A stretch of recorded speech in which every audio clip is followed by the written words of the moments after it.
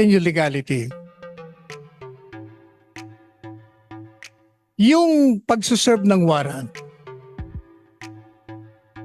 di ba ang advice ko na naman sa kanila when I read yung complaint ng yung counter ng PNP, sabi ko, pumunta kayo sa court uli. Sabihin nyo sa court, ayaw nila sumunod kasi feeling nila may warrant to ba rin. O nagbigay ng clarificatory. Sabi naman ng court, wala namang inconsistency sa aking order. Tsaka dyan sa amparo and the warrant of arrest. Walang problema dyan. Pero sabi niya, kailangan, itong mga halaga, kailangan yung pag-serve mo ng warrant ay ang lahat na gagawin mo dyan, kung hindi kayo lumalabag, kailangan necessary. Kaya tingnan niyo yung order. Necessary and reasonable.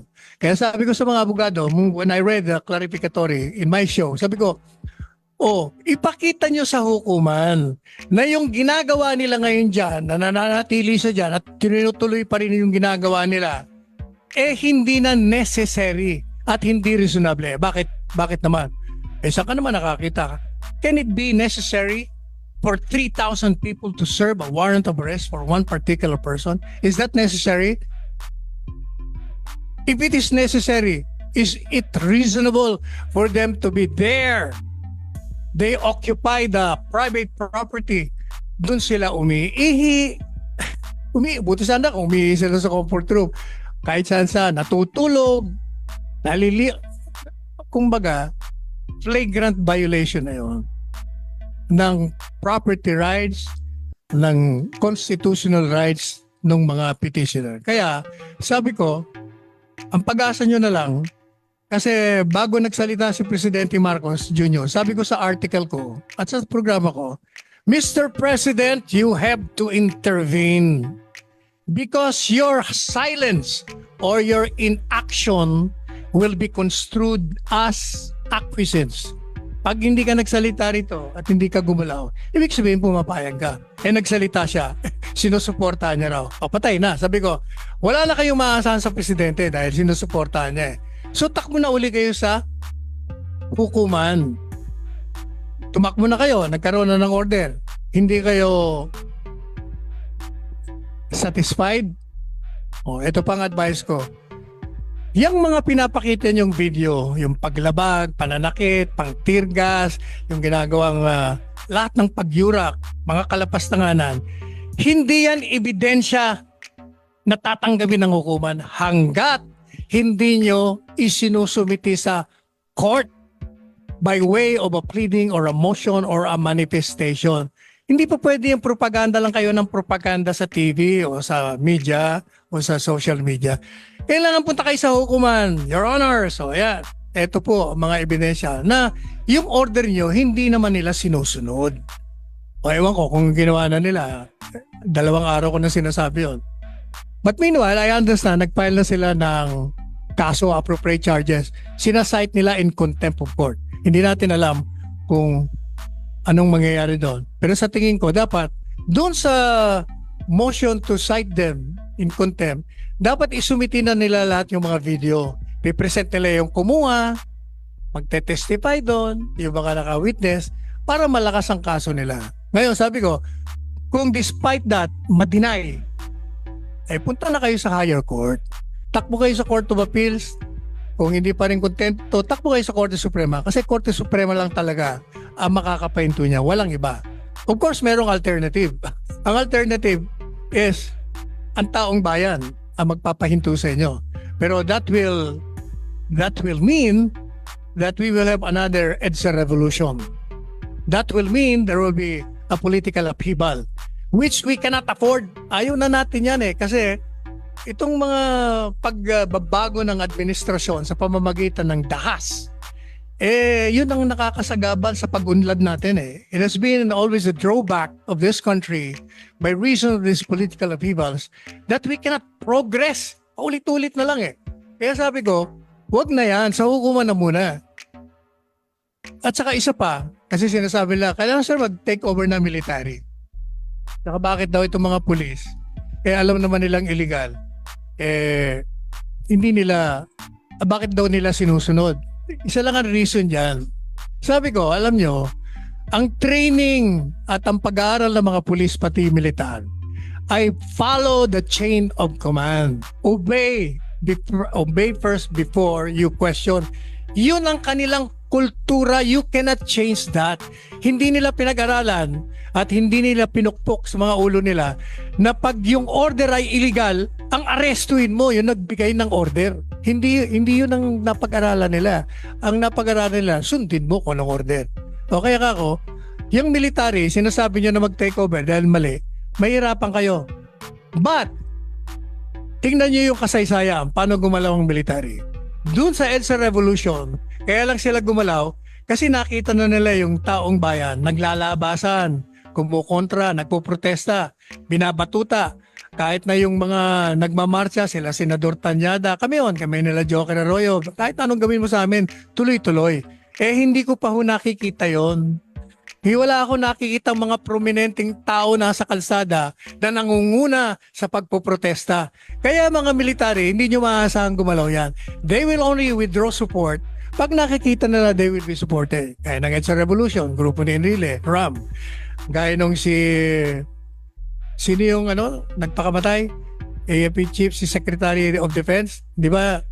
Sino? Ayun, di ba, Secretary, nag-withdraw din siya ng support. Yung military, kasi nakita niya na ang tao, suportado. But at this time, I don't think nakikita. Habang maingay ang tao, sabi ko nga sa programa ko, alam niyo, madali yung magsalita. Lumabas kayo sa kalsada. Kaya ng ginawa namin nung panahon ng Marcos, nung panahon ng ERAP, at nung panahon ng Cory. Kasi kung matatandaan nyo, I fought Mr. Marcos for 20 years. On the basis of violation of human rights. But when the Marcoses' rights have been violated, were being violated, ako'y umalis sa grupo ng Cory. And I led the fight against Cory by leading the Marcos loyalists. Kami ni Nilutayan. Araw-araw, kahit anong gawin sa amin, bumbayin mo kami ng tubig, tirga, wala. Hanggang yung tao, ayun, nakita nyo, na-pressure sila, pinabalik nila si Imelda hanggang nakabalik ang mga Marcos. Yun lang ho ang kailangan na gawin. Sa ngayon, we can rely on the courts. Sinasabi nila, makakaasa pa ba tayo? Alam nyo, habang totoo na mabagal kuminsan ng hukuman, palagi rin naman may aksyon.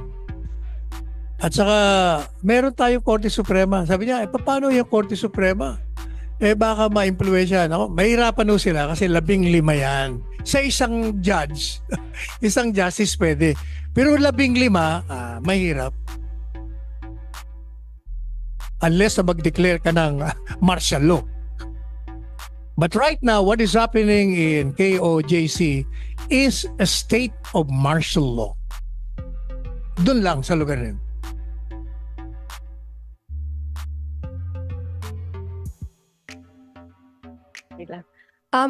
Follow up lang po kasi sabi po it's 50% almost done na yung PNP to search dun. 50% na po yung almost done, sabi po, to search dun po sa KOJC. Sino nagsabi 50%? Sabi po ng PNP, there's a write-up. So does that mean yung sinasabi niyo po na they should stop then na for that one? Kasi sabi niyo may 3,000, there are at least 3,000 policemen there. So, ang problema ganito, kayo nakikita yung mga video, 3,000 nga, puro lang naman nakatayo. Hindi naman nagsi-search. Di ba? Paano nila matatapos ang search nila? Kung majority ng mga pulis nyo nakatayo lang doon, naka-formation, nakabarikada lang, ilan lang yung mga nagsi-search. Sa 3,000 yan, yung 30 hectares, sa isang tao per hectare, pwedeng-pwede na yun. Hindi naman nila, ang tingin ko ganito, I think, they're justifying their presence to put pressure on Pastor Kibuloy to surrender. Ang teorya nila sa tingin ko, nilalabag nila mga karapatan para maawa si Kibuloy sa kanyang mga tauhan. Kawawa naman, mag-surrender na lang ako. Palagay ko yan ang kanilang play. Yan ang laro nila. Ito naman ang nakikita ko naman ng dahilan kung bakit hindi susurrender si Pastor. Sinabi ko na ito rin sa mga programa ko. Number one, Alam nyo, nakausap ko yun si Pastor Kibuloy. I think 8 months before this happened. 8 months ago. Nagsumbong na siya sa akin. Sabi niya, alam mo Sal, yung mga kaso ko sa Amerika, galit sila sa akin. At ang latest na impormasyon ko, i-rendition nila ako. 8 months ago pa niya sinasabi, anong ibig mo sabihin rendition? Hindi ba sabi niya may policy ang Amerika na pag most wanted ka, nire-rendition? You mean yung ina-abduct? Tapos dinadala sa isang lugar, pinapatay nila. Oo, gagawin nila sa akin yun. Kaya natatakot ako para sa sarili ko.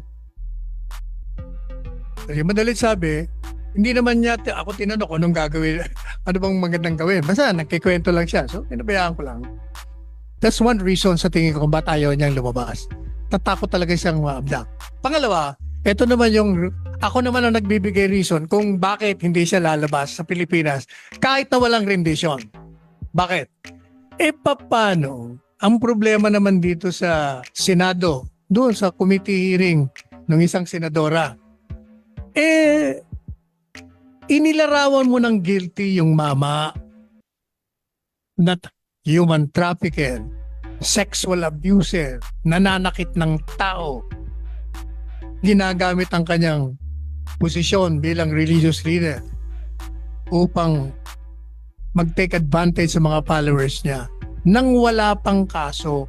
Kasi yun ang mga inilabas na mga testigo doon are the same people na nag-file din doon sa Amerika. The same people yan eh.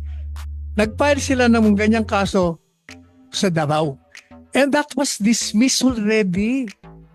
Dismissed na yung sinasabi ng senadora na merong ditong demanda. Kaya lang, ang naging problema naman, kaya criticize ko naman yung DOJ nung panahon ni Duterte. Kasi inupuan nila yung kaso. Nag-appeal. So nakatenga ng 2 taon. Walang kasi kung didesisyonan nila na in-affirm, wala na sana problema. Ang nangyari, nung nagkaroon ng prakaso dyan sa Kikibuloy, nagkaroon sila ngayon ng dahilan. Binuhay nila, in-affirm nila, dininay nila, or rather, ni-reverse nila yung desisyon. That is why na-file ang kaso.